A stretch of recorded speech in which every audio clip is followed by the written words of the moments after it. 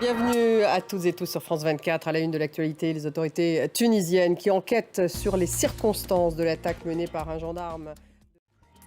Le débat à 19h10 il sera consacré à Wagner. Quelle est son influence? Est-il le bras armé de l'État russe alors que Yevgeny Prigojine multiplie les coups d'éclat?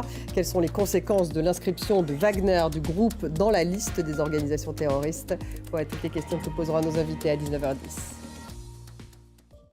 Direction tout de suite la Tunisie où les autorités enquêtent sur les circonstances de l'attaque menée par un gendarme devant une synagogue sur l'île de Djerba pendant un pèlerinage. L'assaillant a tué 3 de ses collègues et 2 fidèles dont un Français avant d'être abattu. La synagogue de la Griba est la plus ancienne d'Afrique. Elle avait déjà été visée en 2002 par un attentat suicide. Mathieu Boisseau.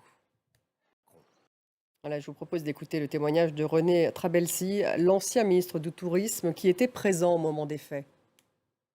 Actualité au Soudan avec ces combats qui s'intensifient encore à Khartoum. Des délégations des deux camps belligérants sont toujours en Arabie Saoudite. Elles ont lieu, c'est pour parler afin d'instaurer un cessez-le-feu ou encore d'organiser une aide humanitaire. 700 000 personnes ont été déplacées à l'intérieur du pays. 150 000 sont en train de fuir vers les États frontaliers. On fait le point. Des centaines de roquettes ont été tirées de la bande de Gaza vers Israël. Le djihad islamique visé par des frappes israéliennes avait promis de répondre. À Gaza, les raids israéliens ont fait 21 morts depuis hier. Laura Roudot.